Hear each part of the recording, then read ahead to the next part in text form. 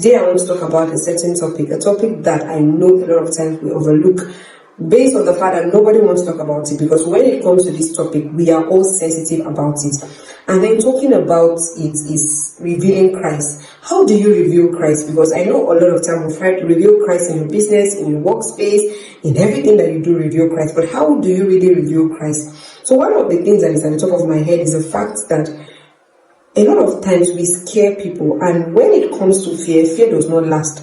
So after you scare someone to believe Christ, what holds them down? What keeps them when the real battle is here, when the temptation? Because a lot of people think that, okay, you were smoking or you were addicted to something or you are facing a particular sin. When it comes to Christ, what keeps you going? We don't usually have that conversation, because coming to Christ does not mean that you have dementia. It does not mean that you will stop thinking or remembering some of your past. But what really keeps you? The answer is love. Loving God is the same thing as having commitment with God. Of course, you should reverence God, and you should know that He's terrible in wonder, that God is mighty. Have that in your mind, but never forget that fear for a long time just has a vehicle that, carry people along, and sometimes does not really reveal the full picture. But love, on the other hand, love is what holds you from cheating on your wife, from being dishonest, from having lack of integrity, to pursuing excellence, to pursuing commitment and discipline. So I think the real thing that is left for us as believers that we should do is to love God. Love God above fear, because it is love that makes you to want to strive hard to fight against that temptation, find ways to be better in your relationship with God. But when it is fear, fear can hold you back for just a little. I remember while growing up, all those movies and those books you read, and people will say they went to heaven and they saw this and that. I'm not here to water down anybody's encounter, but what I want you to know is that there is this particular auntie in my compound then. She watched one of these movies or book, I can't remember which one, but then she cut her hair. She was like, she will never make her hair again. She was trying to live a certain way. But I trust you, I can tell you this, after a week, I saw her go back, not really a week per se, but after a period of time, I saw her go back into doing some of these things that she said she was never going to do, because at that instant she was afraid. She was afraid of hell. Yesterday I was just moving around and I saw one of those preachers that usually stand on the road and evangelize. And one of the things that I just looked at her and I was like, nobody is going to listen to you talk, because she was just saying hell is real, heaven is real, Jesus is coming soon, hell is real. And I know that is one of the reasons why many people hate some particular people. Whenever they come to talk to them about Christ, they get so sensitive, because people water down loving God to just hell.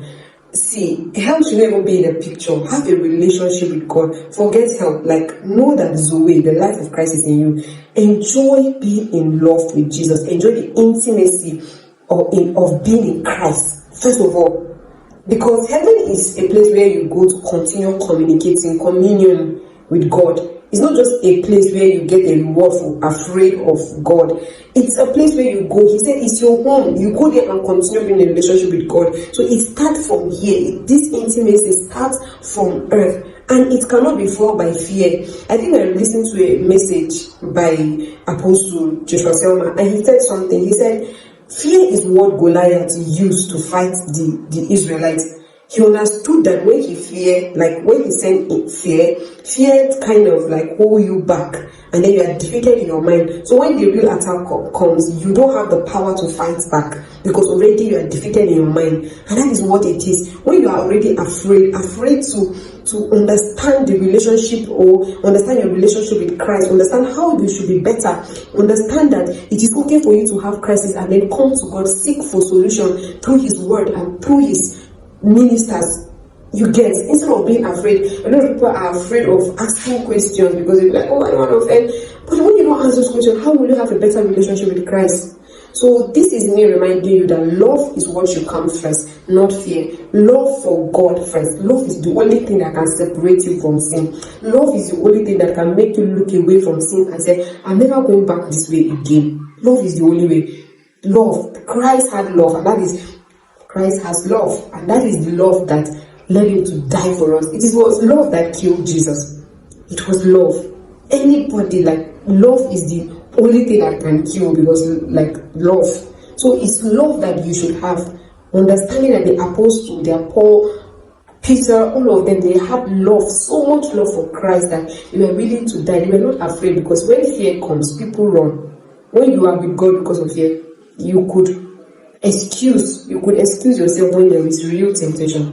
So instead of striving or talking to people about Christ and putting fear in them, why not talk to them and reveal Christ as love? I think that will go a long way. And if this video resonates with you, and if I make sense somehow to you, please do the needful by liking this video, subscribe if you're not yet subscribed to this YouTube channel, hit on the notification button so that you don't miss any of these videos, and then drop on the comment section, what do you think? How best can we reveal Christ to the world? Until next time, see you, bye.